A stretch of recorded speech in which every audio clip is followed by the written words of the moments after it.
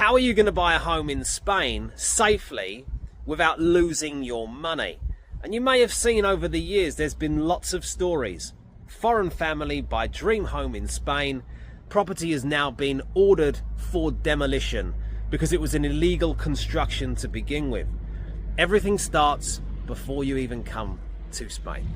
So look, nobody out there is going to tell you to do this. And the reason for that is because most of the people giving advice online, they want to sell you a property. So you'll get Mr. Helpful Estate Agent, and he's going to explain the buying process. The one thing they won't do is explain to you that you have to think seriously about buying the property that you're interested in, and make sure that you position yourself for ultimate protection before you part with any money. And this starts before you come to Spain.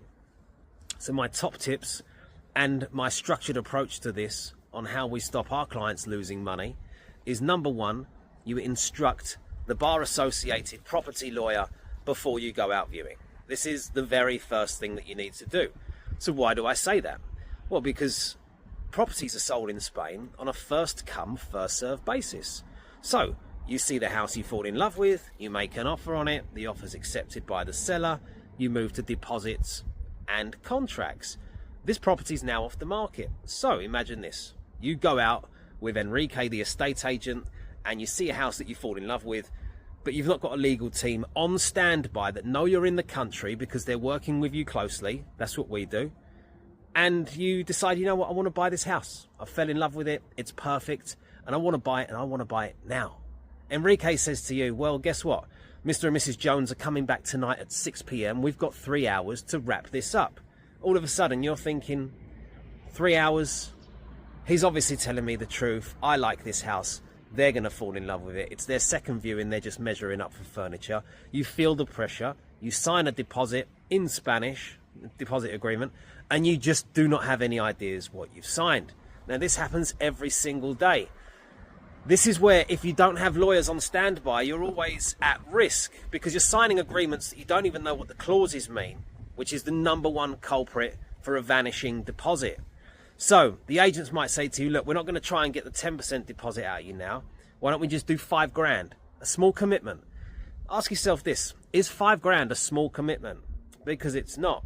Now, if you've already got us and the lawyers on standby, we know you're in the country, we are expecting for you to send over a deposit agreement for us to review, and for the bar associated property lawyer to review and approve and explain to you this is safe to sign, or no, this isn't safe, we're not going to sign that. You don't lose money if you stick within the structured approach. Now, if you lose your money and you go outside of that, I'm really sorry to say it, guys, but you've been advised not to do it. I don't want you to do it. You shouldn't be doing it. So it's agent behavior and a lack of knowledge. But knowledge doesn't keep people safe.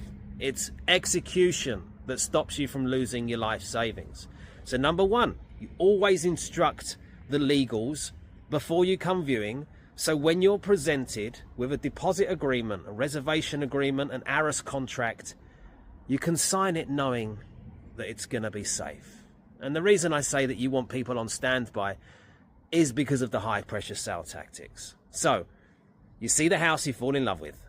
The agent tells you, look, we've got 2 hours to wrap this up. You're never going to be able to instruct a lawyer in 2 hours and get them to review the agreement. That's just not going to happen. So you tell yourself that you end up, I'm going to lose this house if I don't sign it now. So you convince yourself to break the rules. Now, if I sound like I'm lecturing on this, I am lecturing. Because at least 50% of people will go out and do absolutely everything apart from the right thing, which is get legal protection first. So you have to understand what you're signing.